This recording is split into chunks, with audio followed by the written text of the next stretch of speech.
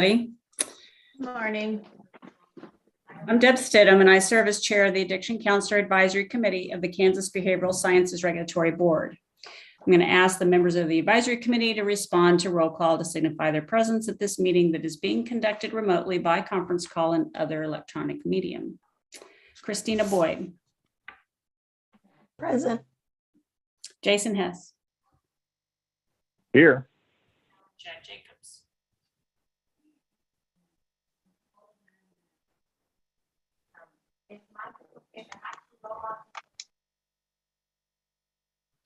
So sorry, Deb, did you say Chad Jacobs' name? Yeah. Michael James. Here. Charity Cosin. Here. Did I say that right, Charity? Your last name? It's Costin. Okay, this will be, I'm a slow learner, I guess. Dulce Ragstra. Here. Sana Shook. Here. I note the following BSRB staff members are also present: David Fye, Leslie Allen, and Ashley Van Buskirk. I think it'll just be Leslie and myself for right now, but Ashley's available in case we need assistance. Oh, okay, great. And then David will read a message concerning the meeting being held remotely. This is David Fye, Executive Director for the Behavioral Sciences Regulatory Board. Public comment allows the public to address the advisory committee about its concerns, but the Kansas Open Meeting Act, or KOMA, does not require the advisory committee to provide public comment or answer questions from individuals. Individuals requesting to provide public comment could contact the executive director prior to the meeting by sending an email to david.fye@ks.gov.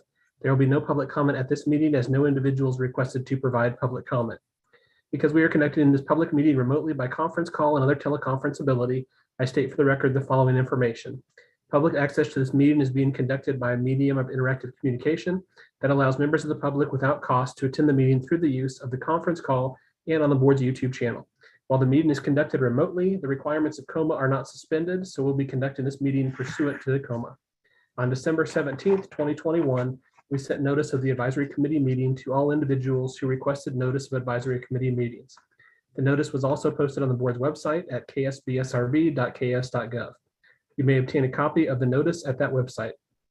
An agenda and other meeting materials have been posted to the board's website, and you may also request a copy of the agenda by sending an email to david.fye@ks.gov with the subject line request for the agenda, and it will be sent to you. The notice contains information for the conference call and YouTube channel that allows the public to attend the meeting free of charge.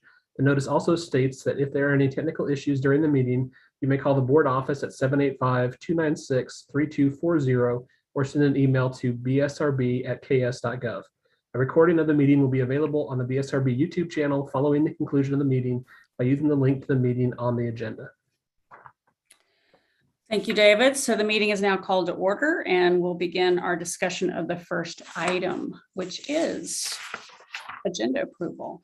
Did everyone have a chance to review the agenda? Are there any changes to the agenda?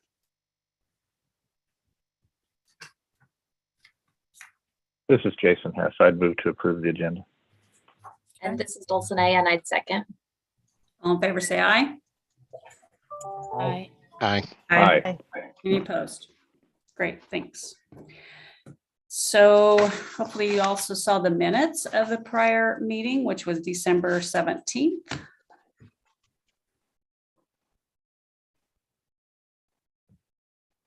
Changes, I'd entertain a motion to approve. I would approve the minutes from the past meeting. I make the motion. I'll second. All in favor, say aye. Aye. Aye. Aye. Aye. Aye. Any opposed? Thank you. All right. So now we are ready for the executive director's report. David? Thank you, Deb. It's been a little bit busy here at the office, but I'll go ahead and highlight a few of the items that we are working on. The governor has directed that all state employees are to be working in state offices unless you have an approved telework plan. So most of our staff here since January has been working in the office. We are utilizing a telework pilot that we went ahead and had approval for through the Department of Administration. So our 2 investigators have been authorized to work from home 2 days per week. We are collecting information on how that's working and looking possibly to expand that based on the success of this pilot that we're doing. Another thing I wanted to let you know is that the governor recently made some changes in the policies for state employees. Previously, there had been a policy in place for all state employees and visitors to wear masks inside state offices. About 2 or 3 weeks ago, the governor went ahead and issued a notice that that was being relaxed. And so now it's an optional requirement. Well, it's now optional. So any staff members or visitors in state buildings can wear masks if they choose to do so, but they're not required to do so. The rest of the previous directions in terms of limiting in-person meetings is still in place. So right now we are still under the governor's direction to not have in-person meetings for board meetings or advisory committee meetings.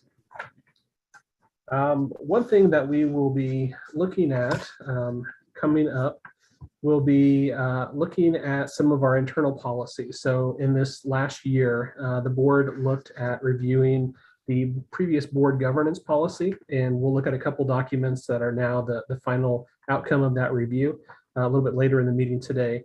But as a continuation of that overall process of looking at BSRB policies and updating procedures, there is an investigation policy for the BSRB in terms of when we receive complaints against practitioners and reports of alleged violation. We have an investigative policy that we follow. That was last updated back in 2009. So it's time for us to go and review that, similar to what we did with the board governance policy. So I will be working with our investigators and legal staff. And for the next board meeting in May, I'll be presenting a report with some suggested changes or some items for the board to review and have discussion on, so we can go ahead and move forward with that process. Another item I wanted to let you know about is sort of one of the items in the BSRB's long-term plan is to go ahead and convert our paper records to electronic records. Right now, we do have a substantial amount of records that we keep here in the office, but it would be better for us based on we would free up some space for us. We wouldn't have to use so much storage space, and it would keep the records a bit more secure if we could convert those to digital, but there is a cost with that. Recently, there was funding that was made available through the Spark Task Force, and individuals or different groups could submit funding requests for some of that funding. There were different categories that you could submit requests for, and one was under the umbrella of modernization. So we went ahead and submitted a request for that purpose of converting the paper records to digital. Still waiting to hear back in terms of the Spark Task Force recommendations on how the money will be distributed. I don't know the likelihood of us receiving funding for that, but I wanted to let you know that's one of the things that we had worked on as we move forward and continuing to provide some innovative things for the office. Under some legislative updates for you, I wanted to let you know the budget for the BSRB has gone before the House and the Senate, and they both have approved the budget that we submitted with no changes. We are waiting to hear on a couple of items that would affect all state agencies, but we don't expect there to be substantial changes. The BSRB did request a bill at the beginning of this session. It was Senate Bill 387, and it included 3 items. There was a item for the social work profession that would add back some language, granting us the flexibility to review applicants who had received a practicum and were seeking a clinical level of licensure. Previously, we had some language in statute that allowed us to evaluate candidates who had a clinical practicum or other practicums if they satisfied other requirements. There was an amendment on a bill last year which stripped out some of that language. So we were asking for the legislature to add back some of that flexible language to evaluate those individuals. The second item had to do with the addiction counseling profession, and that had to do with previously or currently in statute, there is language that allows most master's level or clinical level practitioners under the BSRB to use that standing in place of some of the other education requirements for licensure. So they can use their master's level or clinical level license as part of the requirements to take the examination for a master's level addiction counselor license, and the clinical level can use that standing to take the clinical level exam. And actually the master's and clinical are the same test.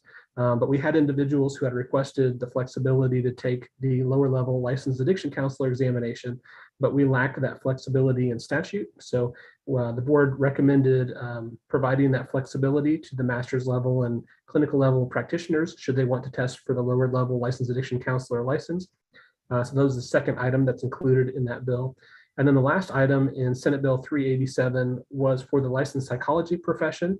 That profession had recommended the board allow them to move forward separately as one profession that would require 3 hours of continuing education in the area of diversity, equity, and inclusion as part of the continuing education requirements every licensure period.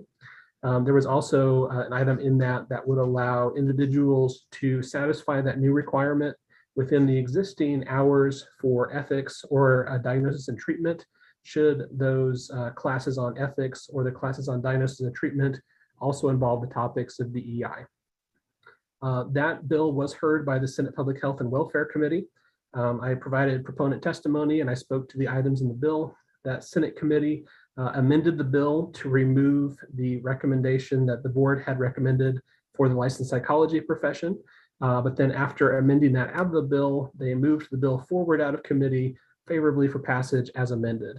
We were hoping to have that bill worked on the Senate floor prior to a date called turnaround.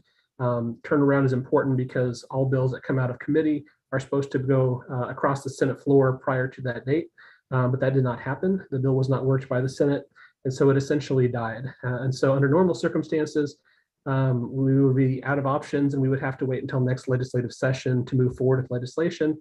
But I had a number of communications behind the scenes with some individuals, and we were able to have a new bill introduced in House Appropriations Committee, House Bill 2734. And House Bill 2734 is the new BSRB bill.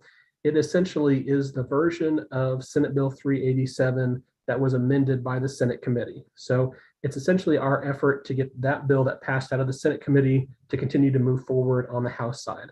And so House Bill 2734 was introduced in House Appropriations. It was assigned to the House Health and Human Services Committee, and it had a hearing on Monday, March 14th, 2022, after the board meeting.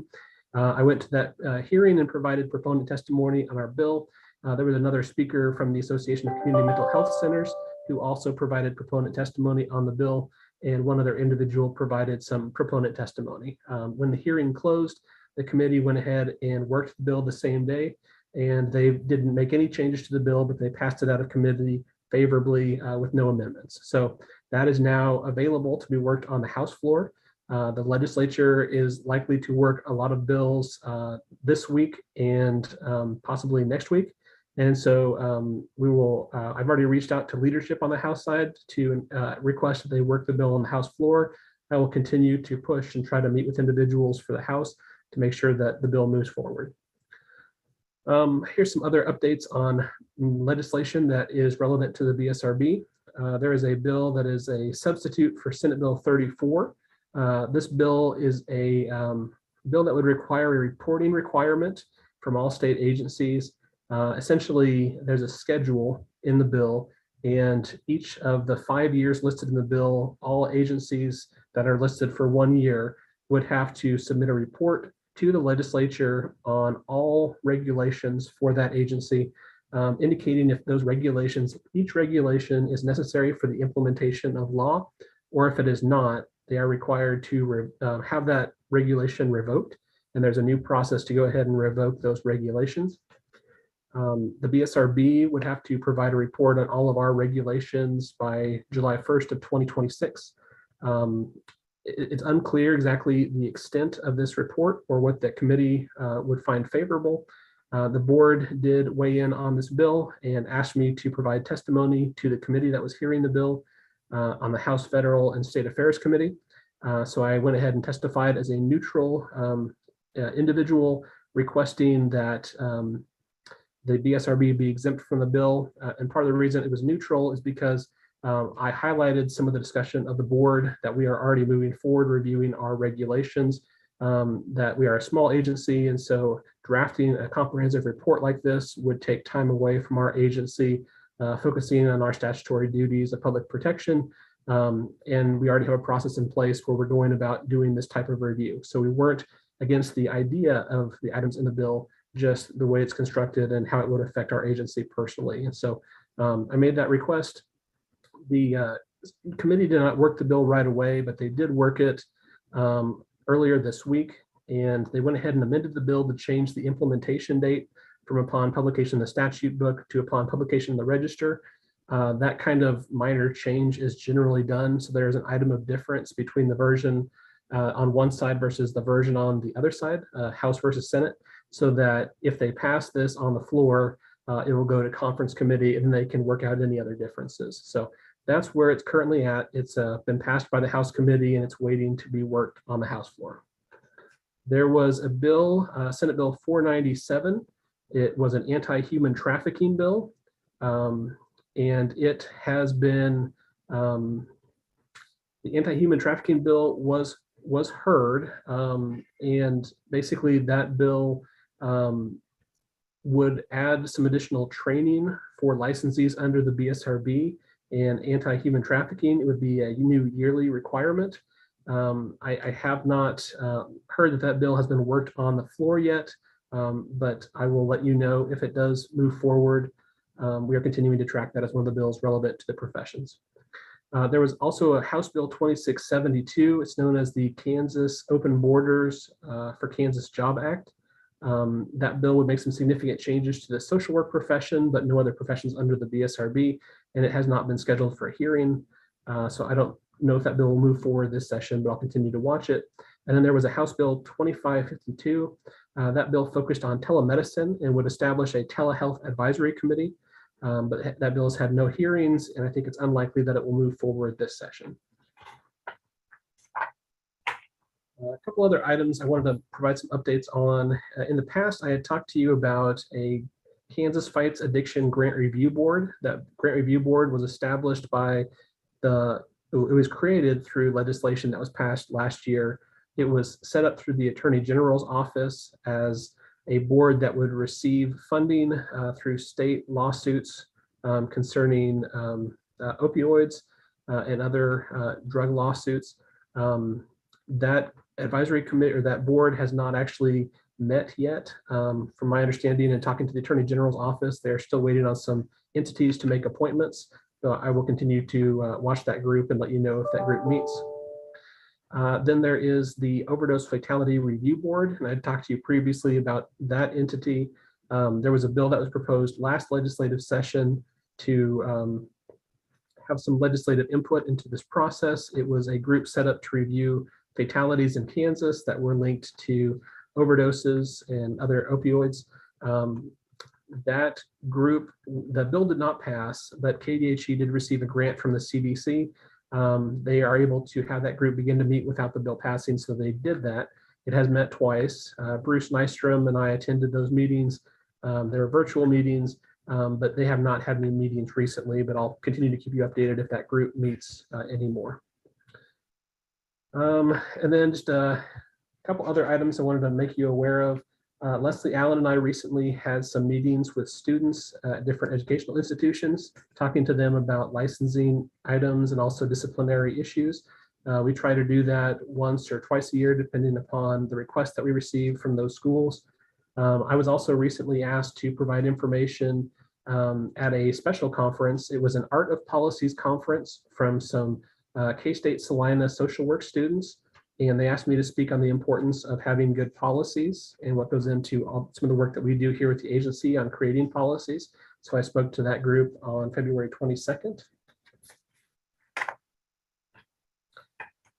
Back at the end of January, I had been invited to attend a conference for the Federation of Associations of Regulatory Boards, FARB, and they had invited me to attend their conference to speak on the topic of public protection through creative access to information. And that was a very good conference to attend. And I talked to a number of individuals about that topic and the work of the board and the work of the advisory committees, and got to learn about other agencies, not just in Kansas, but in other states, and hear about some of the work that they are doing. And there's a number of different things that they are working on, including some of the creative things they're doing with their websites and some of the processes they're looking at in terms of board member appointments, public member perspective, and other topics. The only other items I wanted to make you aware of is just some of the work of the board. There was a board meeting that just occurred on Monday of this past week, And the only other items I wanted to make you aware of that board is currently looking at. So there are some items coming up for the board, and one of those has to do with the board will be looking at what is known in some states as impaired provider programs. So these are programs that some states participate in for practitioners who are having problems with addictions or substance abuse or mental health issues. And in some states, they use this type of a program as an alternative to certain punishment from their complaint review committees. It's one of the things they take into consideration, that if someone has violated the statutes or the regulations, but it has been linked to something that would fall under this type of program, some states use this as a way to essentially give some more options to their committees to help individual practitioners get assistance. So the board hasn't had a detailed discussion on those types of programs, but it is something the board briefly talked about, and then we're going to be collecting information for the board to review at a later date. Additionally, there has been a rise in individuals providing telehealth services, and the board will be looking at telehealth standards and trying to take a look at how to have a comprehensive approach and a consistent approach between the professions in terms of establishing standards.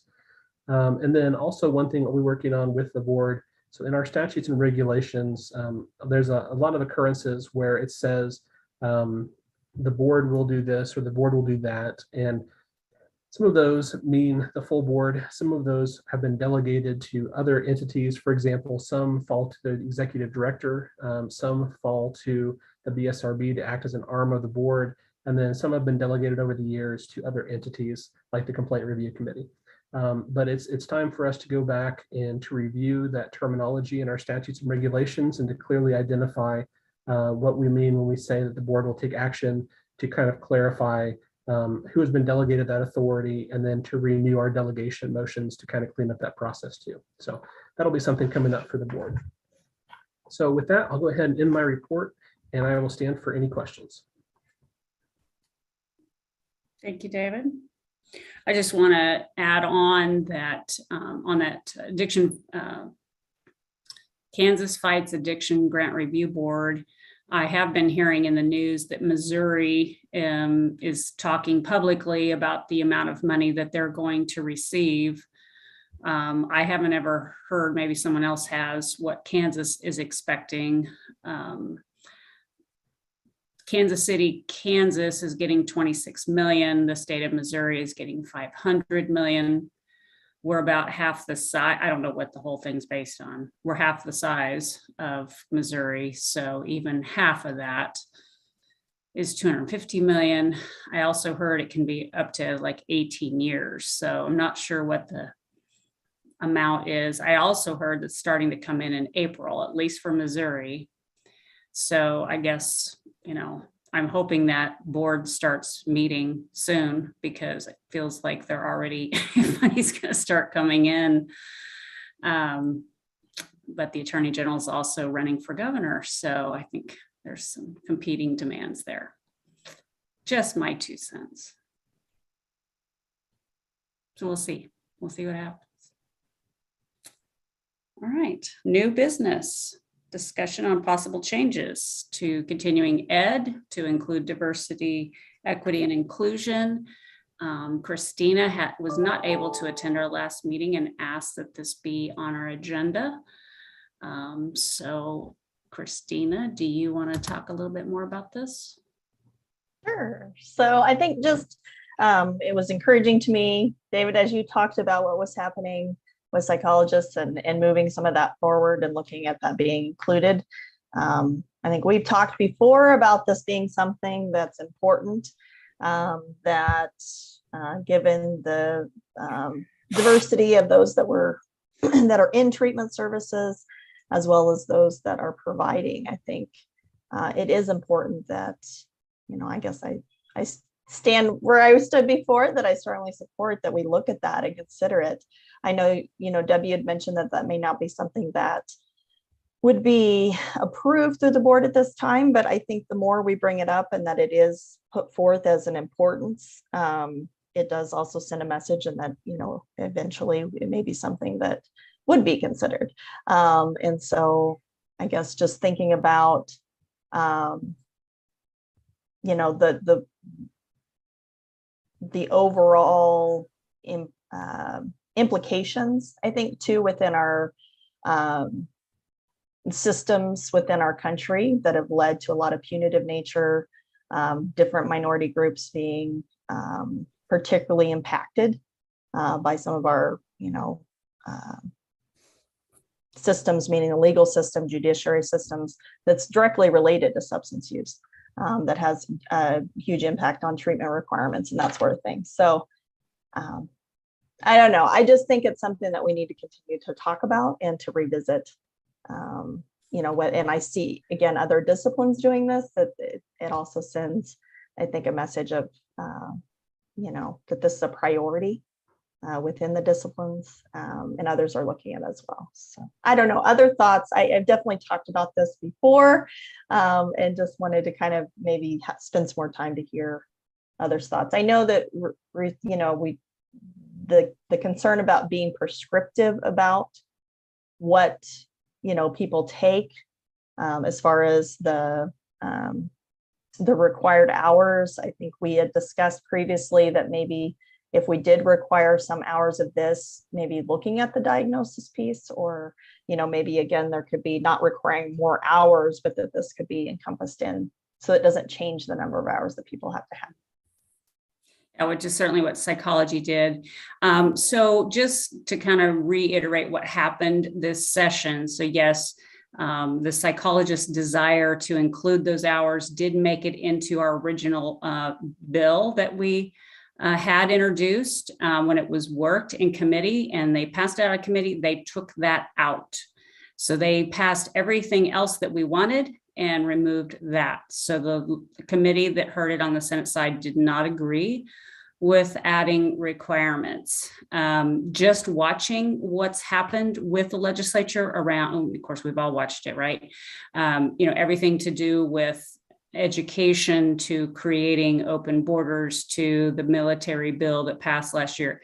The legislature's over, you know, presiding kind of theme has been, let's reduce requirements, let's keep things more flexible, more open, let's let more people be licensed. We don't like kind of, you know, we don't like laws that tell people what to do, basically.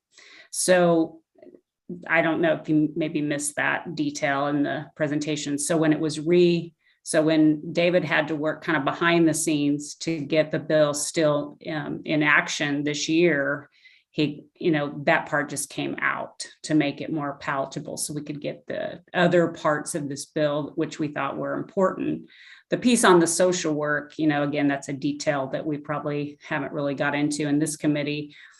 You know, when they made the changes last year in the social work law, they inadvertently took out the piece around there.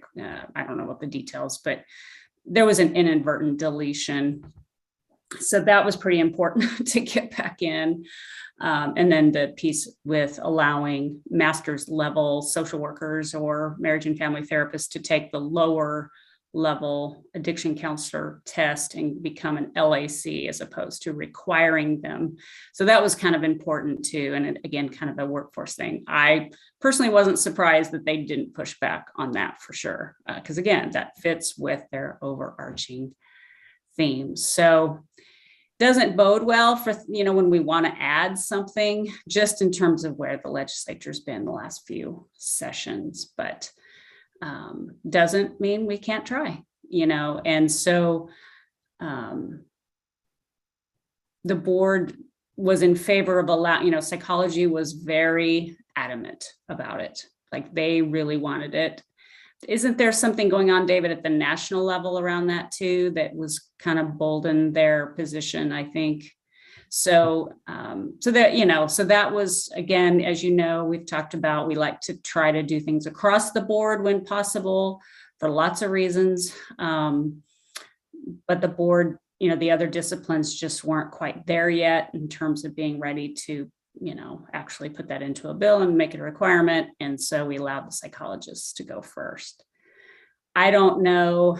I think hearing what happened in the hearing, the discussion around it, if you followed at all what's happened in the schools around some of the education around racial history and things like that, and the controversy around that. I'm afraid this subject got put into that mix as well.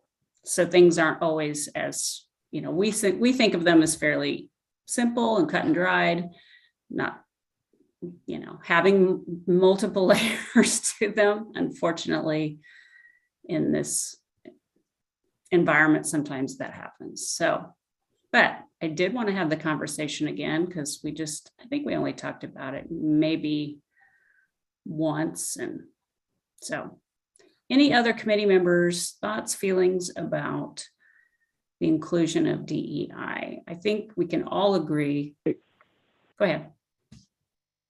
Yeah, I would agree. I think it's a good piece to continue to talk about. I think it would be a much stronger argument if it went forward with a unified front, as opposed to the psychologists doing it and the addiction counselors doing it. That just doesn't make any sense to me, and it seems like that would get shot down almost automatically, no matter what.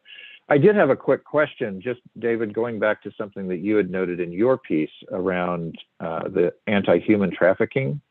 I thought I heard you say that part of that was adding yearly training to all of these licenses as well.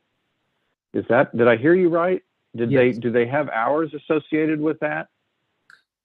So there's not a lot of detail to that. I believe it was kind of talked about in committee that it would be something like a 1-hour training, I believe, and that it would be provided electronically.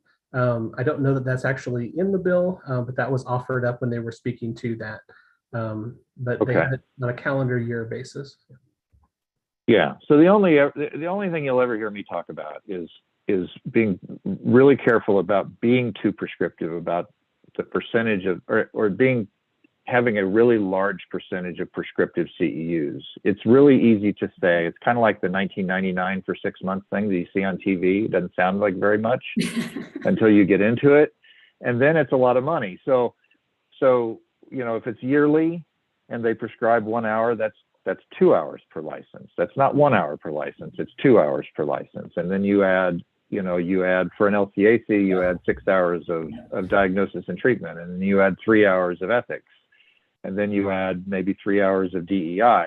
There's nothing wrong with any of those things, but suddenly the percentage of stuff that you can pursue on your own to learn new things, not that you're ever restricted, but suddenly your prescribed percentage becomes much higher, or gets much closer to your, I want to be a better clinician, so I want to go learn techniques, becomes much lower. It's just something to kind of keep in the back of our heads, because, love or hate our legislature, they love to add requirements to things. I have to make sure that I pledge to not boycott any Israel products. I have to pledge that I'm not going to sexually harass anybody, even though the people that made the rules don't have to follow the same guidelines that I do. That's all fine. But our legislature, in not wanting to legislates. So just some stuff to keep in the back of your heads as we're talking about this moving forward. But I do think, just as a general rule, if the board and the disciplines within the BSRB come out as a unified front instead of piecing it together, I think it would have a much better chance of moving forward. Just my 2 cents.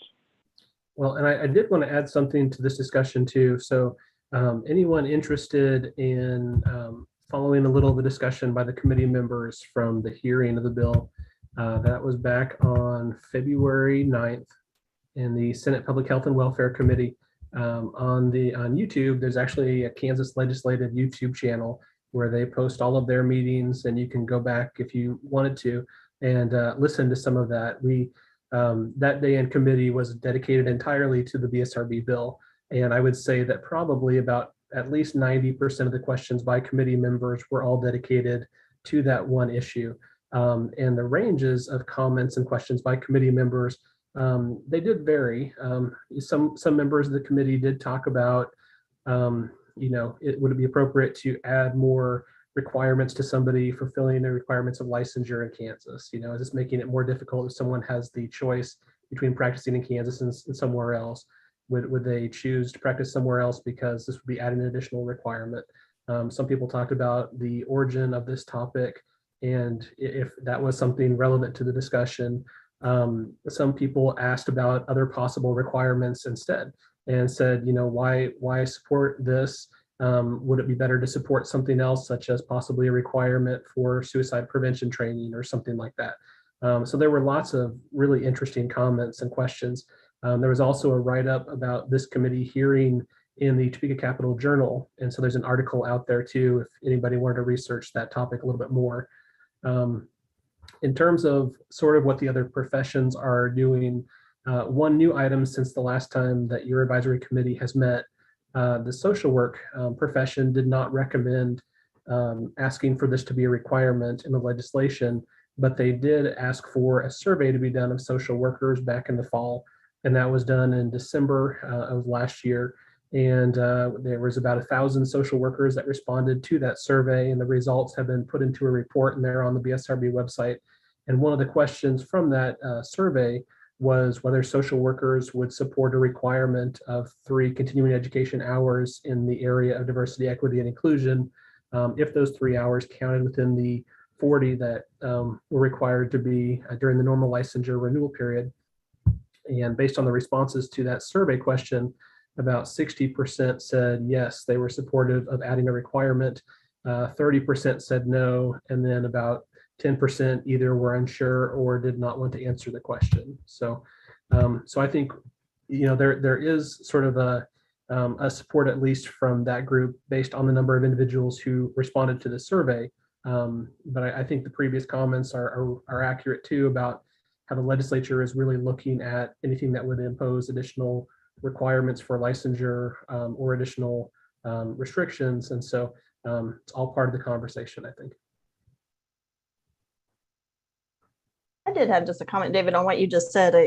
You know, in that question about does that preclude people coming to the state? I think actually having individuals that are versed in diversity, equity, and inclusion, actually it might improve the inclusion of more diverse practitioners. You know, having some of that really indicates that the state values that and is taking measures to ensure that we're trying to move forward in that area. I mean, I think, again, if we don't provide some of these culture shifts and provide a safe, inclusive environment, people aren't going, you know, we're not going to get any more diversity in our field. And so I think what you're saying, Jason, about there being a unified front is important.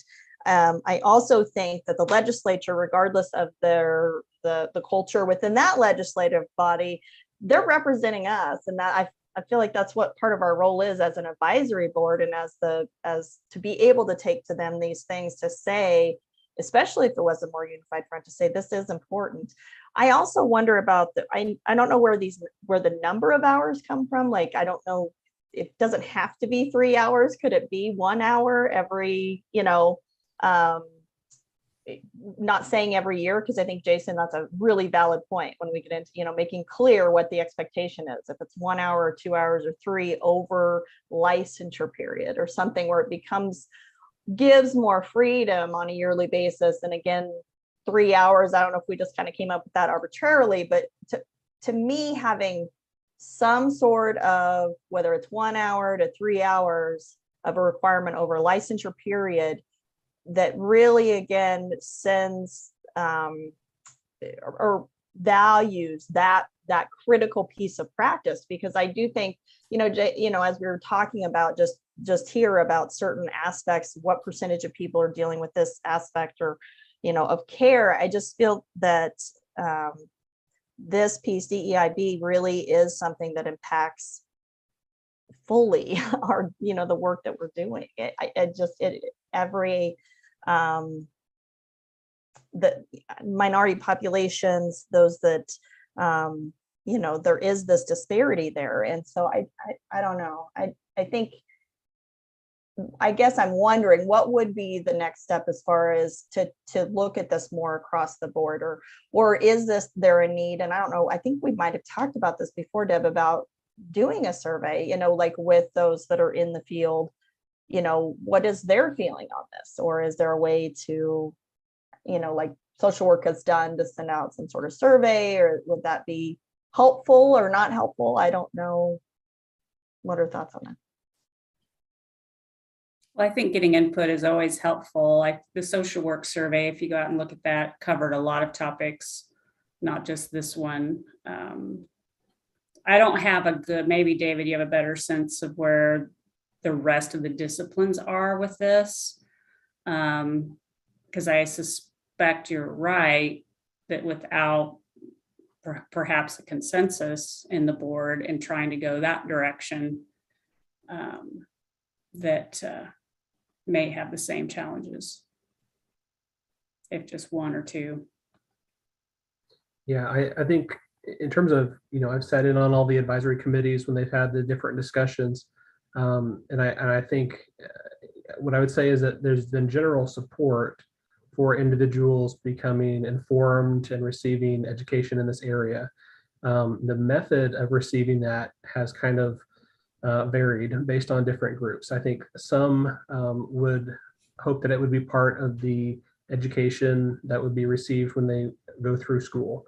Some individuals would say it should be in, we can't officially encourage something with the BSRB because it's either a requirement or it's not, but they would say, it may be on an individual level. Some of those advisory committees may hope that individuals would take classes and continuing education in those areas, but they would not perhaps want to make it a requirement because they wouldn't want too many of the hours of continuing education to be in set categories, because that could limit how many other possible categories that they could take classes in. So I think that's probably the best way that I could summarize it, is to say that there is probably broad support for individuals receiving this type of training, but how they receive it or how they get this education is kind of varies, and it's still kind of a lot of different thoughts on that. Did you say that it's going to be offered online if they do make this requirement? The problem that I'm having, well, especially since I moved from Wichita to rural Kansas, there's not a lot of opportunities for CEUs. Like I have to go online and try and figure out how I'm going to get these CEUs. And really since COVID, it's just been very difficult to find anything. And I really do miss in-person CEUs because I'd learn better that way. I just think it's better, but maybe you guys have resources that I'm not aware of, but there's just not a lot right now happening for continuing education. So that was one of the questions that members asked too. One of the questions the committee members asked too is about availability of these types of training. And I think there are some training out there in cultural diversity. And I think the thought would be too, is that if this was required, that requirement would drive individuals to offer more classes in this area. But I think, that's something that would probably be up to the individuals offering those trainings. So you kind of have to see that happen if it was made a requirement. Was that kind of what, David, what you're saying? And that's what's happened with ethics and diagnosis. Like you could go online and find a lot of different resources around that. And then in person, when we were able to do that safely, I guess I would think that would make sense as well. I think that what you're describing, Charity, is something that we've faced in the rural areas for decades. That the in-person are not, they're not offering that in Dighton or wherever, that you may reside. So I think that's always been an issue. And regardless of the there's a requirement that we have continuing ed, and there's already requirements for certain courses. I think that's always going to be something that's challenging in the rural frontiers of our state. Yeah, and I don't even mind traveling to Wichita to go to these things. I just feel like I kind of fell out of the loop when I moved out of the big city. And so just, announcing different trainings and stuff. I don't know. Yeah. Well, I think that's the challenge. And, I think we should probably, put this on our agenda for next time to continue, because we unfortunately have a lot of other things that are going to take a little time today. But the only, I made some comments the last time. So this topic I think is immensely important. So that's my caveat right there. My question and my challenge is when we use this terminology, because usually there's not a high degree of specificity, right? Either in statute or regulation. Are we all clear on what that content should look like? I mean, I've heard people talking about treating, rural farmers as part of this. Well, that's not in my head. I'm sorry. It just isn't about this topic. So right there's a difference between what one person thinks fits this requirement and what I think is the spirit and the intent of this requirement. So that's just one thing. And who's gonna evaluate that? So and then the other piece just has to do with I mean, if we want to be totally flexible like that, then I don't guess we got to really, really worry about who's going to offer it and how often it's offered and is it inexpensive and, et cetera, et cetera. But I can tell you right now, the board approved clinical supervisor training is a challenge to meet right now, today. It's a challenge to figure out who's doing it. It's a challenge to find the information. There's just a disconnect between what we'd agreed to do and then getting people to actually get the training. So we just have to, because once we write the law, we have limited ability basically to enforce it, to make sure it's happening, because we're not going to be the ones doing it. We're relying on other people to do it. So not to say that all that has to be figured out.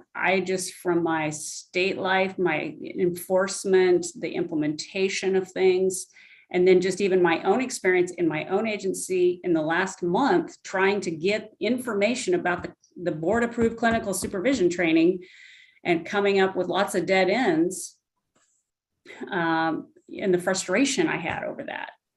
Blah, blah, blah. Yes, there's usually lots of ethics training because CAP tries to offer that, right? People take advantage of that business opportunity. So I'm not really sure why that's not happening to a greater degree for the board approved trainings, but it's just something I think we need to be mindful of.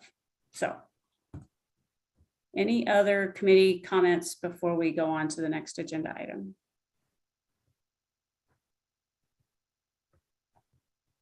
All right, good discussion. Next item, discussion on board approved continuing education providers. So you may or may not know, in regs, social work profession has the ability for providers of CEUs to basically make application with the BSRB and become an approved provider ahead of providing said CEUs. No other profession has this. So really the question for each of the other advisory committees is, should we change that? Should we have something in regulation that allows for providers of CEUs to get pre-approved by the board? Leslie, of course, I don't have anything to do with this piece for social work. Is this something that the board member for social work has something to do with also? Like, are they part of that approval process? Or is it just staff? Only if it's not clear. Okay. So it's just mostly a staff function and. So Leslie, how often do you approve those kinds of requests? Good question. Oh, we have maybe 20 approved providers. And how often are people completing continuing education, being audited, submitting their certificates, and some of those not being approved, like that this would be helpful for? Hold on just 1 second. Sorry, off the top of your head.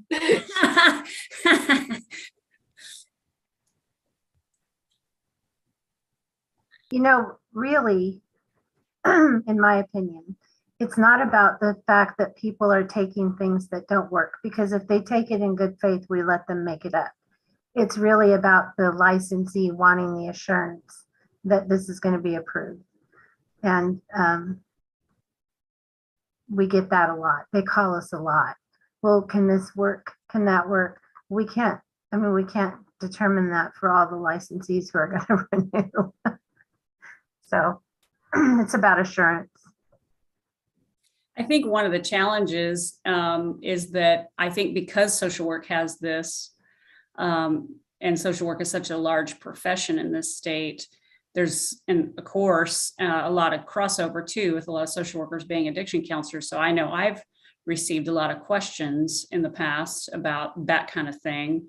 So, because by default, the assumption can be, well, if I didn't get it pre-approved, or if it's not by a I mean, people don't always make all these distinctions, right? That it's the provider that's getting it pre-approved. But if I don't take a course or class by someone who's pre-approved, then maybe it won't be covered, you know, almost like by default, you have to have it. Like, and so I think that's some of the confusion. And I think there was early consensus in the board that we at least should consider doing this across the board. I think social work. So I think, Deb, you're making a really good point, and I think you probably made me more confused for a good reason, because I'm not sure I understood what you just said. If we do this and or the board suggests that every discipline has board approved continuing ed providers, does that mean that my CEUs don't count if they don't go through that? Nope. And if that's not the case, then what is the point? Like I what guess we I said, wouldn't see a This is a point of having marketing board approved technique. providers. it's a marketing technique for sure. Absolutely. as I mean, it's, you know, Well, As you a already know what I CEO could call it a bureaucratic hoop, So- is what I could call it, you know, that doesn't have much teeth. I don't know. So, I mean, you can put words on a page. Why would we spend effort putting words on a page? Well, I don't know. that's It what- doesn't make any sense to me. as someone who's provided lots of trainings over the years, people always ask that, you know, like, is this approved or whatever? And my response has always been, no, it isn't pre-approved. It doesn't have to be. But I've never heard of anyone having this, you know, session that I'm offering not count. Right? Like, nobody's ever come back to me and said, I was audited and I sent this to the BSRB and they said this does not fulfill the requirement. So I've always said that, instead of jumping through that hoop as a social worker to get that done. That, yeah, it would, you know, eliminate those questions if I could just say yes. But it seems like more of a marketing technique than an actual necessary thing. Well, it seems like it would be a hassle to the people providing. I mean, it's nice that it's a marketing technique, but you still have to jump through a hoop. And I mean, how many people that would be really good presenters and provide great information really want to jump through an extra hoop? It seems like a self-limiting proposition if it's something that I don't know. So just as a self-disclosure, so I am a pre-approved provider with the social work. good, I'm glad. Your perspective. Yeah, so I think everything you guys are saying is spot on. I mean, I feel like I did it, and this is not through KU, this is through my consulting separate thing, just to make that clear. But I think it is about the sense of certainty for participants, that they know that it's going to count, even though same thing. You know, I've been involved in other trainings and things where we weren't using my provider status and presenting under my umbrella, that the exact same thing that you said, Dulcinea, that it's, you know, that this is a topic area, this is presenters that are very credible, and, you know, that there's never been a problem, you know, with that being accepted. And that's actually something other disciplines, because as a social work provider, I can say, yes, this is a pre-approved under social work. But if a nurse attends, I say the exact same thing to them. They'll say, you can you submit the information, whatever's required under your board requirements. Here's my CV if you need it. Here's the PowerPoint, all of that. I've not heard it being an issue, but I can't guarantee. Yep. And so, I mean, that already happens across disciplines Mhm. right now.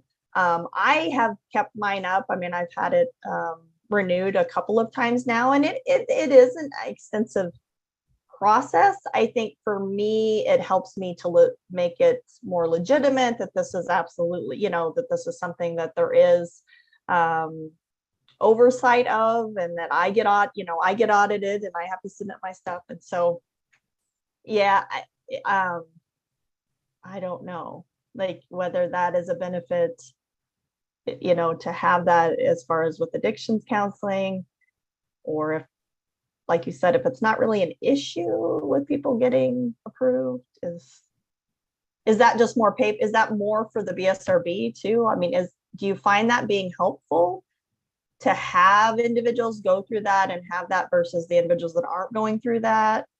Is it creating more work for you guys? I guess that would be a question I'd have.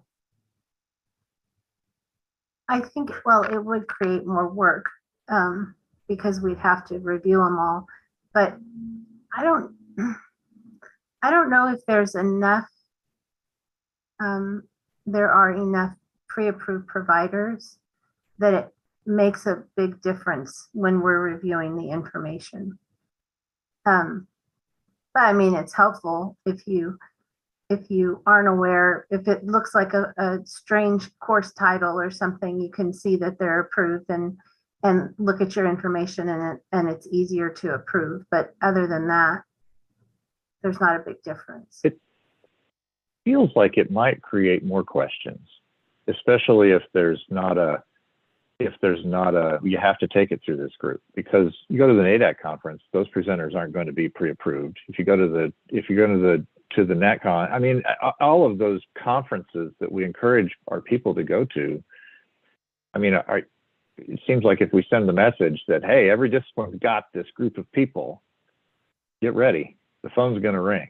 I'm going to go to the NADAC conference, and I need to know are the 30 sessions that I go to going to be approved? That's just what it feels like to me. Because I mean, Deb, that's why I appreciate you saying what you said, and it created the confusion in my brain for a good reason, because it made me think, God, maybe I need to start asking these questions. You don't want me doing that. Well, and I think, Jason, that actually what you just said brings up for me too. I mean, we're trying to encourage interprofessional learning and people sitting in the same room together, learning together. And I don't know if there's already that, right? We already have CMEs and nursing and social work, and, like where if it was just a general, I don't know. I don't know if that I went to a lawyer's more of conference that. 2 years ago. I went to a lawyer's conference 2 years ago, and it was primarily about confidentiality law, and it was fantastic. Right. And it was so much better than any other conference or workshop that I've been to, because it was really the nuts and bolts and a group of people that are used to debating things amongst each other, having those conversations. And I would hate to not feel like I could go do that if I wanted to. Of course, somebody else paid for that expensive conference, so I probably am not going to go back to it again. All right, good discussion. I mean, really, I appreciate the richness of some of this, because you've helped me think about it even more broadly than I was during the board meetings. So it'll be interesting to see if, it won't surprise me if other disciplines have the same type of conversation, but I guess we'll see. So I'll bring it back here if there's some movement, right? Because I think if the other disciplines are going to move forward, I think we definitely need to talk about that implication for us. Maybe it'll make more people want to be addiction counselors. Wouldn't that be nice? So, all right, cool. All right, so Dulce had to leave us. Are we still good, David, with the quorum and all that? Yes. Mhm. Okay. All right. Training for board advisory committee members. Is that your agenda item, David? Yes. So when the board met in January, I asked them how they would like to handle the annual training for advisory committee members and board members. And at this advisory committee's meeting in December, I touched briefly upon a couple topics relevant to advisory committee meeting members, but there's really a full training that covers a different number of topics. And so the board asked me to go ahead and do that at the advisory committee meetings at the beginning of the year. So that's what we're going to do now. This is a combined advisory committee member / board member training. So I'm going to go over some items that are going to sound like they're relevant just for board members, but I just want to let you know in advance, in the advisory committee policy, there is a statement that says the same policies and procedures that apply to board members should apply to advisory committee members as well. So I think it's important to hear the expectations for board members so that you know how the advisory committee fits within the greater scale of the BSRB. But it's also important for you to hear about these board member responsibilities because a lot of these are going to apply to you as advisory committee members too. So in your packet of material, you did receive 4 documents that I'll go ahead and cover. The first one is a document that's called Expectations of Board Members. So previously there was a board governance policy and the board reviewed that, made a number of changes. At the first meeting of the year, this year, the board adopted that previous document essentially being split into 2 new documents. One was an expectations for board members document. One was the advisory committee policy. So speaking first to the expectation of board members policy, that policy clarifies that the BSRB is a creation of the Kansas legislature, and as such, in terms of knowing what to follow if there are any possible conflicts, you should follow things that are in statute first, and then in regulation, and then any items that the board has chosen to adopt as procedures or policies for the board to follow, and that's where this document falls. So in terms of authority, it does follow after the statutes and regulations or any federal law or federal regulations as well. And then the mission of the BSRB, in accordance with the intent of the Kansas legislature, is to protect and serve consumers of mental health services and the professionals that offer them through the issuance of licenses, resolution of complaints, and the creation of appropriate regulations accomplished through efficiency, fairness, and respect to all those involved. And you're going to hear a couple times during the training that the BSRB is a public protection agency. And so while we do work with a number of licensees in the profession, our number one priority by statute is that we are a public protection agency, and our number one focus is on the consumers of services, those individuals who receive services from licensees. The guiding principles of the BSRB is that persons in Kansas should expect that licensed mental health professionals and providers are qualified, competent, and professional. They should expect equitable and fair treatment in relation to licensing activities, disciplinary processes, and administrative regulations. The BSRB should provide all services in a manner that is timely, cost-efficient, courteous, and competent. We should be guided and led by ethical principles, clear policies, progressive thinking, and strategic decision-making. And we should respect the dignity and worth of all individuals. In terms of services provided by the BSRB, we are directed to process license applications and license renewals in a timely manner. We are asked to take disciplinary action when appropriate, provide timely information to the public, and maintain rules and regulations and statutes. On page 2 of the expectations for board members document, there is a code of conduct for board members. And while there's a number of different things that board members should follow, there are a handful that the board specifically wanted to highlight that are the expectations of board members and advisory committee members. So the first was under the idea that you should go ahead and uphold the general principles under integrity. And so a member of the BSRB, a board member of the BSRB, should have no criminal or professional misconduct record, nor commit acts that would lead to investigations or complaints. They should possess sound moral principles, have courage of conviction to withstand pressures to be swayed from the public protection agenda. They should be honest about personal agendas and leave them outside of the boardroom. They should reveal any actual or perceived conflicts of interest and appropriately recuse themselves from decisions or actions in those areas of interest. Members of the board should not represent their personal opinions as that of the board and should be limited to 1 unexcused absence per year. In terms of conflicts of interest, members of the board should guard against conflicts of interest and specifically in the following areas. In terms of compliance, a board member should have no personal financial benefit as a result of service to the BSRB, except sustenance and mileage. And there is a small amount that board members are paid for attending certain meetings. Board members of the BSRB may have a conflict of interest according to stated criteria. If that happens, they should refrain from voting on a matter. Board members should disclose any relationship with any other agency or individual involved with the BSRB and be excluded from matters involving such a conflict. On page 3, it notes that board members can serve on associations, but if they do, and those associations have interests that differ from the BSRB, they should inform the chair of the board. Board members should not accept any gifts or promotional items received as part of their affiliation with the agency for personal use. And board members should not use the agency's name or agency information for personal gain.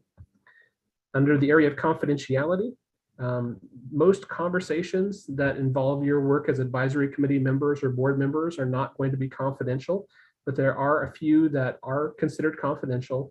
One that to highlight is any conversation that happens during an executive session. And the second would be any discussion that involves actual or potential litigation. Under the board meeting instructions here, so the board itself by statute is composed of 12 individuals. They are all appointed by the governor to a 4-year term. Board members can be reappointed to one additional 4-year term, but that's the amount of time that all board members can serve is those 8 years. Members on the board include 8 professional members and 4 public members. There are 2 licensed psychologists, 2 individuals licensed to practice social work, a professional counselor, a marriage and family therapist, a master's level psychologist, an addiction counselor, and then, as I mentioned, the 4 public members. It does indicate that there are 3 reasons that the governor can remove individuals from the board, and that has to do with malfeasance, misfeasance, or nonfeasance. Malfeasance in a general sense is acting inappropriately with intention that would violate your required conduct that you're required to do by law.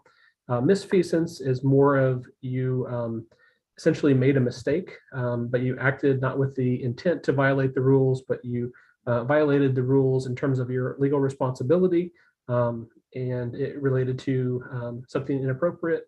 And then nonfeasance in a general sense is you had a legal duty and you did not act in the way that you were supposed to. But it does say in the statute that the board or that the governor is the entity who appoints members, and the governor is also the entity that can remove members from the board.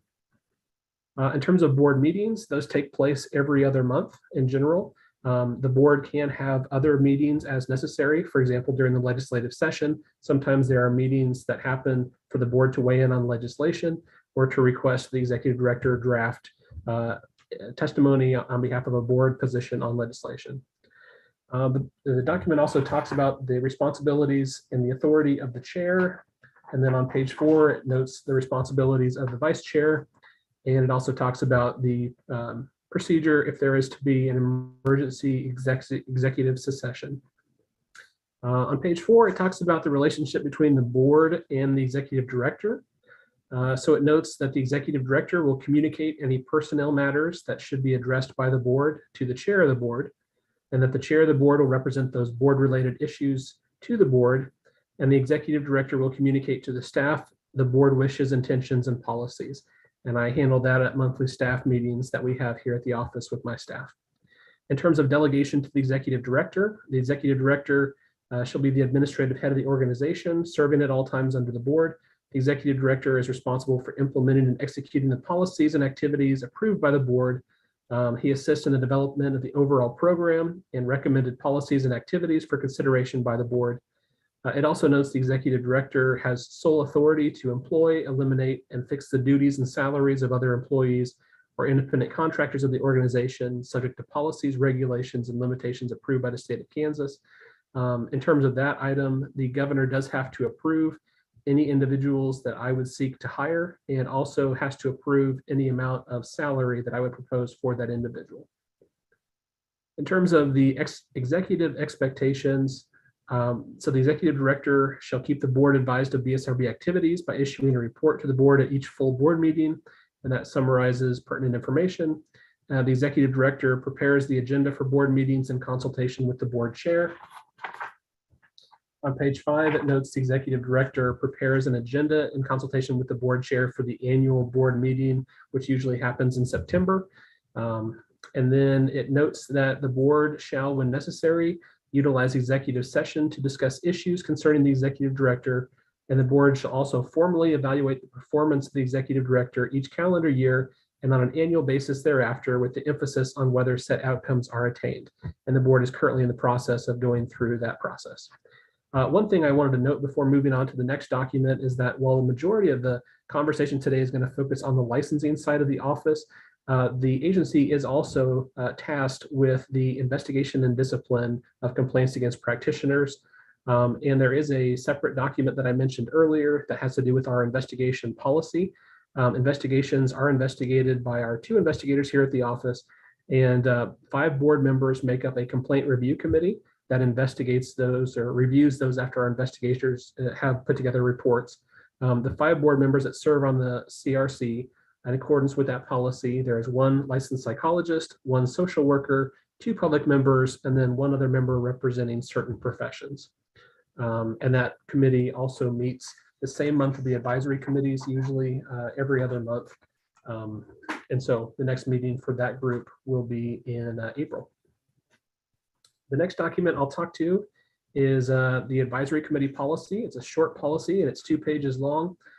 For some of you who have been on the advisory committee, you are used to a lot of this language. It was previously included in the board governance policy. However, when the board went through and changed a lot of the procedures and policies, it made some significant changes to this document. So I'll go ahead and highlight some of those items for you. It does note that in the advisory committee policy specifies that the advisory committees are created by the board for the purpose of supporting the board in carrying out its mission to protect the public, and members serve at the pleasure of the board. Actions pertaining to informing, licensing, and disciplining of those persons regulated by the board are the method for accomplishing the mission. It notes that the advisory committee fulfills its purpose by addressing issues referred to it by the board through the advisory committee chair or the executive director, and the committee may suggest issues that believe the board should consider by referring those through the chair of the advisory committee. In terms of the structure of the committee, it notes that chairs of advisory committees will be members of the board. If the profession is represented on the board, the chair of the advisory committee will be a board member licensed in the discipline of the committee and appointed by the governor to represent the discipline on the board. It notes that any other board members appointed by the governor to represent that discipline on the board will also serve as a member of that advisory committee. Where that comes into play is that there are 2 members of the board for the licensed psychology profession and 2 on the social work profession. It notes that every advisory committee will have a public member. And then in terms of non-board members in the advisory committees, there is a minimum of 3 and a maximum of 10 additional members that are appointed by the chair of the board. It notes that the executive director is a non-voting member of the advisory committees. The assistant director or licensing manager is encouraged to attend. And then it also notes that at times the assistant director representing the board should attend the meetings if their attendance is requested. The terms for advisory committees are 2 years, and they will be appointed by the chair of the BSRB, and they can serve up to 4 terms. Appointments to the committee should be staggered to avoid having too many members of the advisory committee reach their maximum length of service at the same time. And it notes here that the policies and procedures under which the BSRB board members are expected to operate will also apply to the advisory committee members. It noted earlier that the chair of the board is the one who appoints members to the advisory committee, and also the chair can remove members from the advisory committees. In terms of the selection process for members, it notes here that members can nominate themselves for consideration or can be nominated by other groups or entities. In reviewing nominees, the committee should work to ensure there is diverse representation, including but not limited to geographic setting, gender, culture, and ethnicity. Members should provide representation of the levels of licensing for that discipline, and those members should be selected from among public and private practitioners and educators. And then after that, it talks about that when you're deciding on new members to recommend for the advisory committee, they submit materials to the executive director. The members of the advisory committee review those materials and have that discussion in an open meeting. And then those recommendations made by the advisory committee are forwarded to the chair of the board for review and consideration. And then it officially, members are added to the advisory committee at a board meeting when they are appointed by the chair of the board. Next, I'll move to a third document as part of your training, and that is a short 2-page document that is titled Guidelines for Public Attendees of Meetings. So this document here is a relatively new document. It was approved by the board at the January board meeting. In the past, we've had a small number of individuals request to provide public comment or attend meetings, but with a lot of the meetings being broadcast on the YouTube channel now, we've had more questions from the public. And we've had more individuals request to attend the meetings or provide public comment. And so there was a need to develop a guidance document so they would know the process that we use and also what topics may be relevant for public discussion purposes. And so this document clarifies that. It notes that the meetings of the advisory committees and the board are mostly open meetings. There are some exceptions, and that under open meetings, the agency is not required to provide public comment. But if individuals wish to provide public comment, they should follow certain guidelines to request that. And then it notes that if individuals are attending meetings in person, they should follow certain guidelines. If they are attending meetings virtually, there are some other set of guidelines. And then there are some general guidance for individuals, regardless of whether the setting is in person or virtual. On page 2, it talks about the procedure that we will follow if an individual has been provided public comment. The chair of each the board and the chairs of the advisory committee will determine whether public comment will be allowed. If it is permitted, the chair has authority to determine the amount of time available for public comment, and then it provides some information how individuals can contact me to request to provide public comment. We don't require written comment from individuals requesting to provide public comment, but it is helpful so that the board members and advisory committee members are aware of the topic going into the meeting. It does mention at the conclusion of public comment, the chair can allow questions or may just go ahead and move to the next item depending upon the chair's preference and available time on the agenda. And then one thing I wanted to highlight for you that's very important here is it talks about topics relevant for public comment. It notes that we are a creation of the Kansas legislature. Information of the board or advisory committee focuses on tend to be the statutes and regulations governing the professions and the agency. And that the common examples of past public comment topics include requested changes to statutes or regulations relating to qualifications for licensure, fees, continuing education, and unprofessional conduct. It notes that there's other information that is really important for the agency to receive, such as complaints against practitioners, but that we must receive this information outside of a public meeting to ensure that we follow our specific policy for investigating complaints as a way to be fair to both the person submitting the complaint and the practitioner under the BSRB. So we did stress that we want to make sure we receive this information, and we will definitely review it and research those complaints, but they are not appropriate to be provided in a public comment type setting. The next document that I will reference is titled Behavioral Sciences Regulatory Board and Advisory Committee Member Orientation. This is a lengthy document, so I'm not going to go through all parts of it, but I'm going to highlight some items in this document because I think it is really helpful for you, especially for the members who are new advisory committee members. This document was provided to us by a legal counsel. The Attorney General provides assistant attorney generals to us for legal counsel, and last year Janet Arndt was the lead assistant attorney general who was helping the BSRB, so she put this together for training, and I'll be covering it today. The first thing to note under this training is that the state of Kansas has many different agencies that regulate the professions. It mentions that we are created by the Kansas legislature for the purpose of ensuring that licensed professionals are competent and do not pose a risk to the public. Professional licensing board is created by enabling legislation, which establishes a board's form, mission, powers, functions, tools of implementation, and enforcement abilities. Besides statutes specific to the board's authority is limited by constitutional equal protection and due process rights, which prohibit a board from acting in any manner which results in disparate or inconsistent treatment of individuals that are similarly situated. On page 2, it talks about the Kansas legislature's continuing authority over the BSRB. So while the legislature did create the BSRB, it does have control over some of the aspects of our operations. For example, the legislature could pass a bill repealing any part of the legislation that created the board, which would essentially repeal the entire agency, which could eliminate the board.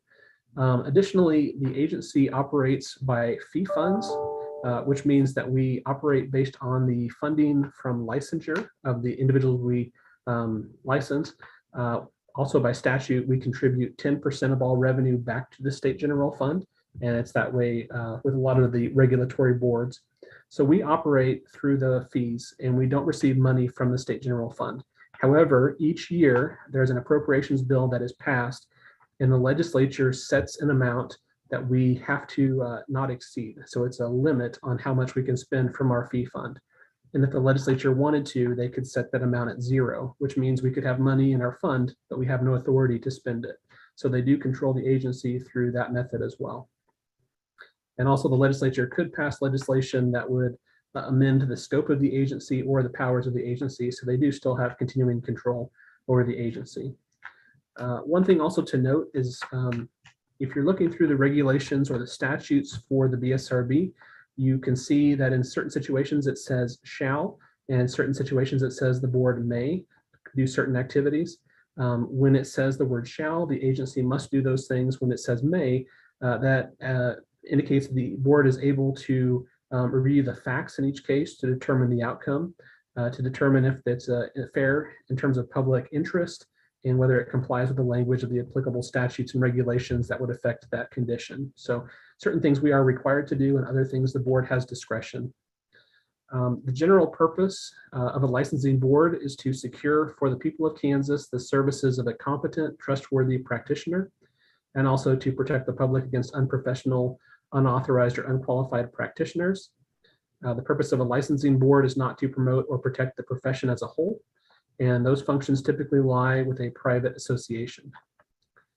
It notes here in the training material that a licensing board accomplishes its purpose through licensing applicants who meet established eligibility qualifications, generally education, experience, and passing an examination, and also through disciplinary processes by which a license may be conditioned, limited, revoked, suspended, or otherwise sanctioned for the violation of statute or regulation. Next, I'm going to move to some information about the functions and duties of licensing boards. So in order to carry out its purpose, a board is granted or delegated powers and functions that are similar to the 3 branches of government: executive, judicial, and legislative. Our quasi-executive authority has to do with our Enabling Act. So we are set up as a public entity, and as such, we must have meetings under the Kansas Open Meeting Act. And we also follow the Kansas Open Records Act for certain documents that we have. And that is to ensure that the public's business is conducted openly. In terms of our quasi-judicial authority, we enforce the Enabling Act by holding quasi-judicial hearings to make findings of fact and conclusions of law and determining whether those facts prove a violation of the law has occurred. So that is generally when we are dealing with investigations of complaints. Those hearings or those considerations tend to be under the Kansas Administrative Procedures Act, CAPA, and CAPA is a bit different from COMA, and we'll talk about that a little bit later in the training. And then under our quasi-legislative authority, we have the authority to adopt regulations in order to implement or interpret the Enabling Act with more detailed or specific requirements. Next, I'm going to talk a little bit about the difference in statutes, regulations, and policies. Especially if you are not familiar with state agencies in terms of the difference in these 3. I think I can clarify them in just a couple minutes here. So regulatory boards implement and enforce statutes and regulations, and at times operate according to internal policies. In order to be effective, board members need to understand the difference between statutes, regulations, and policies.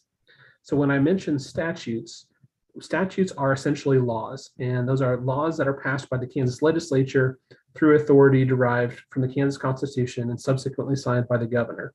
Statutes become effective on July 1st of each session year, but can become effective at a later date or another date if the legislation says that. For example, last year, the BSRB became a member of SIPAC, which is a multi-jurisdictional interstate compact for licensed psychologists. The implementation date of that bill was January 1st of 2022. So we became a member of SIPAC on January 1st, even though the bill took effect on July 1st of 2021. So statutes are law and they are passed in bill form. If we wish to change the statute, we have to propose something for the legislature and put it into a bill or request it in the form of a bill. Regulations, on the other hand, are adopted by the board to further implement and carry out the purpose of particular statutes. And so our board's authority to adopt regulations is derived from the statute. So we can't do regulations on any topic unless we have a broad authority based in statute. But if we do, then the board is able to discuss regulatory changes and then decide on language. And then we submit that regulatory language changes through a different process that go through the Division of Budget and the Department of Administration. And we work with them to get that language finalized. And then there's a process by which we have a public hearing, and then individuals are allowed to provide comment. So it's a different process. On page 4 of that document, it outlines the general process by which the board should consider when it's discussing regulations and considering changes to regulations. Page 5 continues that process, and feel free to review that at your leisure. On page 6, the document talks about policies and how those policies differ from statutes and regulations. So while statutes are law and regulations are language that the board determines and puts into an official document that has to go and go through the approval process, policies may be adopted by the board to guide its internal policies. And guidance documents are also documents the board that state the board's current approach to or interpretation of law, or general statements of policy that describe how and when the board can exercise discretionary functions. And it notes here that guidance documents should be published on the agency's website. And so I just want to clarify the difference between statutes, regulations, and then policies and guidance documents. On page 6, the training document talks about how to be effective as a board member. One thing it recommends here is to read the enabling statutes and read the licensing act for the profession. I think that's helpful on the BSRB website. We do have all of the statutes for the BSRB and all the regulations. So you can pull those up either as direct links to the Kansas Office of Revisor of Statutes office or as a PDF. But it's recommended that you go ahead and read those to become familiar with the information and the language in those statutes and regulations. Also, as you are introduced to different policies of the BSRB, you should go ahead and read the language of those policies as well. It does note here to be alert for agency policies or internal procedures which are inconsistent with or conflict with the board statutes and regulations, or which affect requirements for applicants or licensees. And so we do our best not to have things that are in conflict with each other, but if you do spot something and you have a question about that, please let us know. There may be something that we need to change to correct that, or there may be a reason or a slight distinction. That's the reason that those appear to be in conflict, but they may not be in conflict. On page 7, you should ensure that decisions are within the authority granted, be willing to initiate action to amend statutes or modify regulations, and remember that the purpose of imposing discipline against licensees is to encourage compliance with the law and protect the public. It also notes to be mindful that the role of the board is to protect the public and not the licensee. On page 7 is a little bit more information here about conflicts of interest. So conflicts of interest typically mean having any interest, financial or otherwise, direct or indirect, or engaging in any business or transaction or professional activity, or incurring any obligation of any nature, which is in substantial conflict with the proper discharge of the board members' duties in the public interest. Board members must make public and recuse themselves from any conflict of interest that exists to ensure the integrity of the board and all of its decisions. And then in the information that follows, it outlines some different types of conflicts. There could be personal conflicts that would involve personal gain or perhaps a bias. And then on page 8, it talks about the effects of personal relationships. And one thing I would say on conflicts of interest is that if you do have a situation come up to where you believe that there may be a conflict of interest, it is always better to go ahead and recuse yourself if you believe there may be a conflict. Even if it means that a vote will have to be delayed to a later date, we would ask that you go ahead and err on the side of caution when it comes to conflicts of interest, because it's better to delay a vote than to regret having voted and then be unable to come back to it. So just be maybe mindful of the conflicts of interest and be proactive. If you think something may be a conflict, just go ahead and state, I think there might be a conflict for me. I just need to recuse myself from this vote, and that should be sufficient. On page 8, there's some additional information there about confidentiality. So at all times, board members must conform to the rules of confidentiality in dealings outside of the boardroom. Protected information obtained in the capacity of board member must remain confidential during and after board membership. Termination of board membership does not dissolve the board member from confidentiality. Now, in terms of what information may be confidential, I'm going to stress at the beginning here that, as I said earlier, most communication that you receive from the BSRB is not going to be confidential. Certain information can be requested if individuals submit an open records request, and also be mindful in terms of communications that this does not just involve specific formal documents. Communication could be seen in terms of emails or text messages, and those types of communications are things that still may not be confidential. But I'll go ahead and state a few things that would be confidential and then kind of clarify what may not be confidential. So in terms of what could be confidential, executive session conversations. So if we have an open meeting and there are certain matters that would fall under executive session, the board or the advisory committee could make a motion to go into an executive session.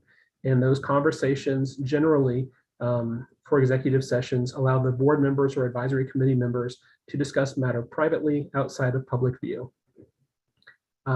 Common examples of items to discuss in public under the executive session could involve conversations about personnel. You could also have a conversation with the board's attorney to get some legal counsel or legal advice. And so those conversations that are in executive session are confidential. The next item that could be confidential or is confidential is deliberations after a hearing. So if an individual has been denied for licensure and they request a hearing from the board, the hearing itself is open for individuals who want to observe that process. But at the conclusion of a hearing, the board will move into a private session with legal counsel, and they will discuss the recommendations and get legal advice. And so during those deliberations, that conversation is considered to be confidential. But most of the conversations that you will have in your capacity as advisory committee members are not going to be confidential. There may be parts of the information that you communicate that might be confidential. For example, if we have something like a social security number or a private address, that information could be redacted. But just be mindful that most of your communications could be open in case someone requested specific information. On page 9, there's a note there about ex parte communication. I'm not going to spend a lot of time on that because in general, ex parte communication generally comes up in terms of hearings and that process. Board members are familiar with that process, but as advisory committee members, you're probably not going to see that very much. But the general idea is that in certain cases, to ensure that there is a certain amount of fairness, certain individuals have to receive information at the same time. And so feel free to read that section. If you have any questions, feel free to ask me afterwards, but most of that's not going to be relevant to your work as advisory committee members. At the bottom of page 9, there's a note there about professional activities. It's important to know that a board member or advisory committee member could hold office in a professional or trade association of the regulated profession, but you should not lobby or cast votes regarding a matter that would impact the professional association or the board member's office in that association. And the board member may not use his or her position on the board to further the interest of the professional association or his or her office in that association. Additionally, board members may attend professional conferences and social events, but they must be mindful of open meeting rules and conflicts of interest. If a majority of board members are present, do not discuss the business or affairs of the board to avoid triggering a meeting under the Kansas Open Meeting Act. There's a little bit more information about the COMA, but I'll wait until we get to that section before going into more details on that. In terms of other conduct, it's important that board members or advisory committee members don't represent themselves as the spokesperson for the board unless authorized by a vote of the board to speak on the board's behalf. If a board member is asked to give the board's position on an issue and the board has not clearly authorized that member to do so, the board member must decline to comment or make clear that any opinions expressed are those of him or herself alone and not the board. And the board member should not ask board staff or board counsel to provide legal advice or preferential treatment to any applicant or licensee. So one thing on that is some individuals may contact you and ask your opinion on what the board may do or what the advisory committee may do in a certain situation. And it's really important not to go ahead and speak for the board or for the advisory committee. A general rule is that if something has already been publicly stated and it is done, you can talk about facts and you can say, you know, the board talked about this at that meeting and the board took this specific action or the advisory committee made this recommendation, and that's fine. But hypotheticals are always dangerous on that situation. For me personally, the board does ask me to provide testimony in certain situations. So it generally delegates to me the ability to speak on the board's behalf in terms of legislative hearings. But it's really important to go ahead and this is not to say that you can't maybe provide testimony at a hearing or you can't answer questions. It's just you want to make sure that you're always saying I'm speaking for myself and not on behalf of the board or on behalf of the advisory committee. On page 10, the Kansas Open Meeting Act. So basically that statute allows the public to observe governmental entities making decisions. And it says here that meetings shall be open to the public because a representative government is dependent upon an informed electorate. So the general idea is that most of the board meetings and advisory committees are going to be open and they're going to fall under the Kansas Open Meeting Act. The COMA does not apply to an otherwise covered entity when exercising quasi-judicial functions or conducting a proceeding or hearing under the Kansas Administrative Procedures Act. And then the COMA does not apply to the judiciary, private organizations, and staff meetings of a covered entity. So in general, most of the board meetings are going to fall under the Kansas Open Meeting Act. A couple instances where they would not are the board has separate meetings where the board is asked to review the materials for specific licensure applicants. Those would fall under the Kansas Administrative Procedures Act and would be confidential. In addition, I've mentioned the Complaint Review Committee that talks about reviewing the materials for individuals who are under investigation. Those also fall under the CAPA. It would not be under the COMA. So those conversations and those discussions would be confidential and private. It notes here that meetings may be conducted by telephone or other electronic medium. So a meeting does not have to be in person only. And it also has a definition for meeting here that basically says any gathering or assembly in person through the use of a telephone or other medium for interactive communication by a majority of the membership of an agency or public body subject to the act for the purpose of discussing the business or affairs of the public body or agency. So one thing that's really important to know is that in terms of the Open Meeting Act, you don't have to be in an official meeting. If you are somewhere where you have a majority of the board and you are discussing the official business of the board, that should be an open meeting. And so you have to be really careful about that in terms of communicating with other members outside of committees. So you want to also make sure that you don't send an email to other advisory committee members, because if you have discussions over email with other members outside of a meeting, that could be a violation of the COMA too. Now, for me as staff of the BSRB, I am able to assist board members or advisory committee members at all times. And so I have different rules that I must follow. So if you have any questions about what could potentially be a violation of the COMA, feel free to reach out to me.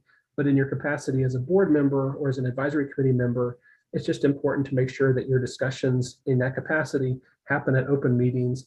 Now, this is not to say that you can go ahead and contact one person on the committee or potentially two people on the committee to discuss a certain issue.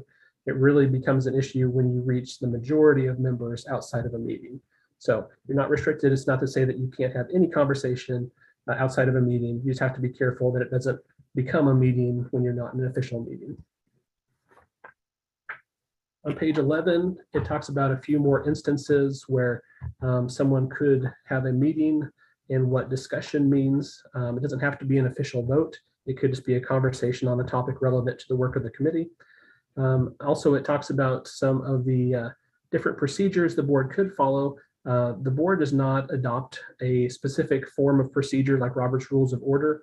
That is an option for the board, but the board has not adopted that. So the board is able to do things in a way in which you could have either a formal vote or a consensus. It also talks a little bit about the policies of the board in terms of minutes being kept at those public meetings. We handled that here for the BSRB on behalf of the board. And we go ahead and post those meetings.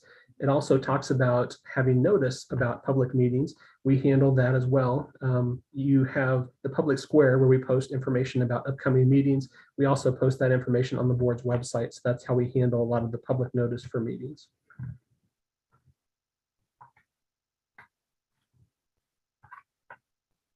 On page 12, it says here that if there are any issues with the Kansas Open Meeting Act, those are a civil issue and not a criminal issue, and they are investigated by the Attorney General's office. If you ever have a question about those, just let me know. But the staff here at the BSRB will do our best to make sure that there's not any issues and that we don't approach anything that could be possibly considered an issue with the Kansas Open Meeting Act. On page 13, there's some information here about the Kansas Open Records Act. Essentially, it requires the board to have its records open for the inspection of any person unless otherwise provided. So as I mentioned earlier, is be mindful that when you communicate with the board, those communications could be a record under the Kansas Open Meeting Act or Open Records Act, and those documents could be requested under a core request and may be available if they fall into certain categories of items that could be requested. On page 14, it talks a little bit more about certain documents and certain procedures that we would have to follow upon receiving a core request. If you have any questions on that, feel free to let me know. It talks about who can make an open records request and that there is a presumption of openness. So in general, we would have to show that certain things would be confidential to not provide them. And then there's more information about the CORA on page 15 as well. On page 16, you have some information there about the Kansas Administrative Procedures Act. As I mentioned, most of the meetings of the BSRB fall under the KOMA, the Kansas Open Meeting Act, but some do fall under the CAPA. There are specific procedural rules that we follow in terms of the meetings that fall under CAPA. On page 17, it talks a little bit more about the procedures we follow for those meetings. And it does state here in the statutes and regulations for the professions, it has to outline which types of meetings would fall under the CAPA instead of falling under the KOMA. On page 18, it talks a little bit more about why meetings under the review of applications fall under CAPA, and also why the investigation of discipline falls under CAPA. Most of this I will just allow you to go ahead and read at your convenience.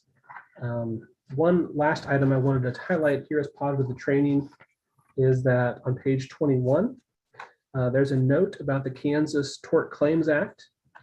So the Kansas Tort Claims Act generally governs the liability of the state of Kansas and its agencies and employees. An employee includes a member of the board or committee of a governmental entity, including elected or appointed officials and persons acting on behalf of or in service of a governmental entity in any official capacity, whether with or without compensation. And the basic rule of the Kansas Tort Claims Act is that vicarious liability for any actionable wrongful act or omission of the government employees within the course or scope of their employment, subject to affirmative grants of immunity that may exist on a case-by-case basis. So the thing to take from this is that if a member of the board or a member of the advisory committee is sued for an act that occurred within the scope of their duties as a board member or an advisory committee member, you could be entitled to have the Attorney General's office defend you at no cost. This does not come up very often, but I think it's important for you to know about it. I did recently have a conversation with legal counsel for the board to see if this would just relate to board members or to advisory committee members. And based on what type of work is being done, our legal counsel did indicate that they believe this would relate to not only board members, but advisory committee members in certain situations.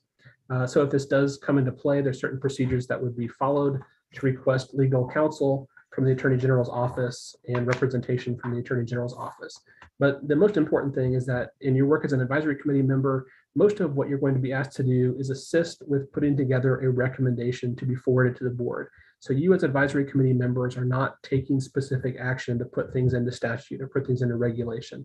And so while your input and your work is really important to us, it really is helpful to know that the board is the entity that takes most of the action for the agency. And the advisory committee really assists the board in working on these topics, but your main work is to assist the work of the board through making those recommendations. So I know I covered quite a bit of material during this training. I'm going to open it up for questions now, but I also want you to know if you do have any questions after the training, you are always welcome to contact me, and I'd be happy to talk with any member of the advisory committee further on any of these topics. Or if you, tomorrow or next week sometime have some questions, feel free to follow up with me and I can talk to you more at length about any of the materials that were part of the training. So do you have any questions about any of the material in the training today?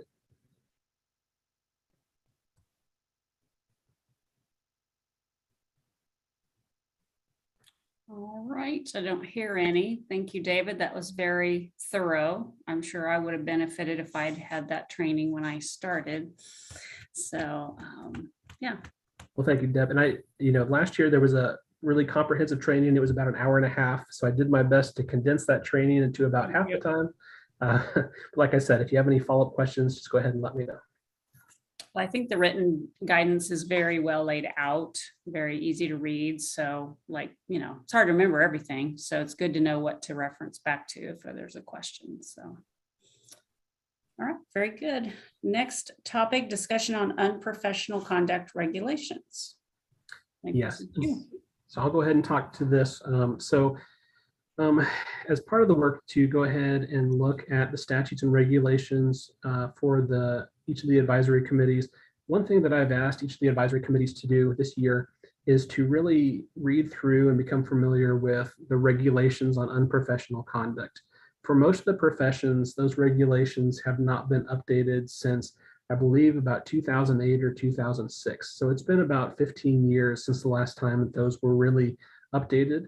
There's been a number of changes in terms of technology. Social media has changed dramatically over those years. And so what I've asked each of the advisory committee members to do is, not for this meeting, but essentially in preparation for the next meeting, is to take the time between now and then to read through, become familiar with those rules of unprofessional conduct, and then come to the next meeting ready to discuss, are there any items that should be added to the rules of unprofessional conduct or the unprofessional conduct regulations? Are there any items that should be potentially removed from those regulations? Or is there any terminology that's no longer consistent? Or are there items that really should be expanded upon based upon how things have changed over the years? And so every advisory committee is looking at their own unprofessional conduct regulations. I am also working on a document to try to take the ones that are similar between the professions to show them side by side so you can see how the other language looks in the other professions.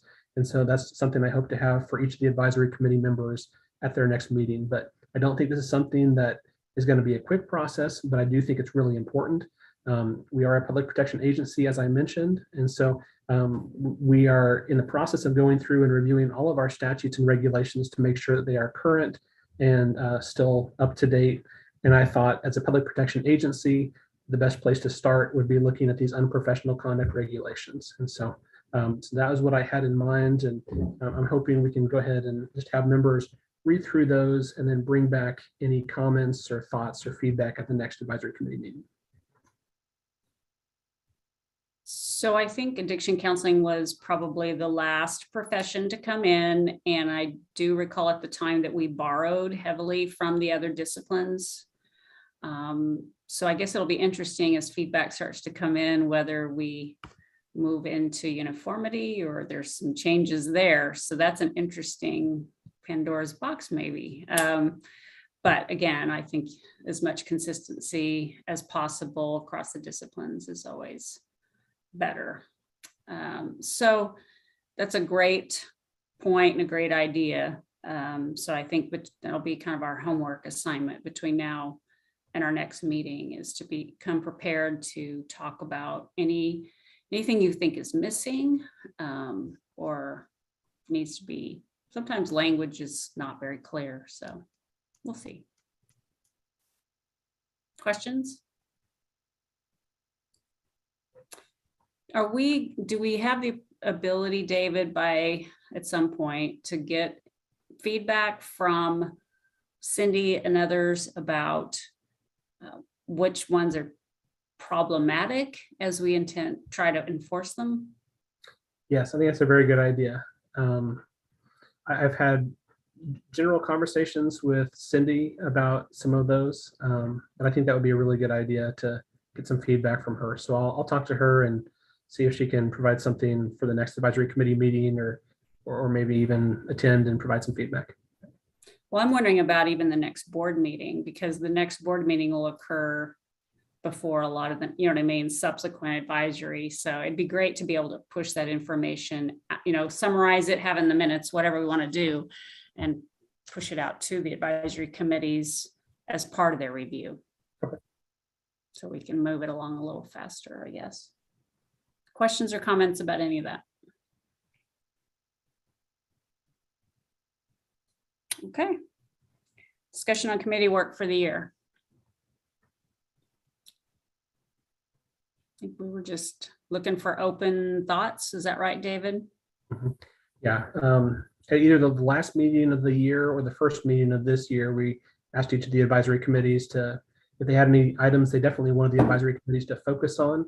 We just want to provide them a little opportunity to have that discussion so we could start maybe researching those topics.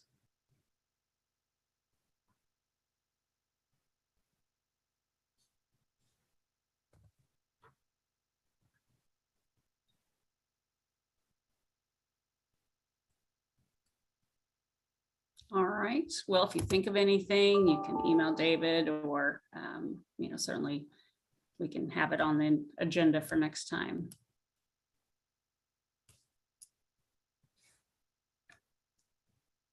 Okay. So we normally meet on the third Friday of the month. That particular Friday in June doesn't work for me. Can we push it to the 24th? And do we want to go to 10 a.m.? Are we good with 11?